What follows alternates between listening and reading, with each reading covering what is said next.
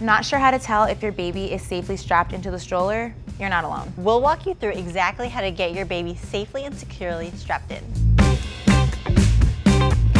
Our first step is always to lock the brake for safety, so as you strap your baby in, the stroller doesn't move, it stays nice and secure in place.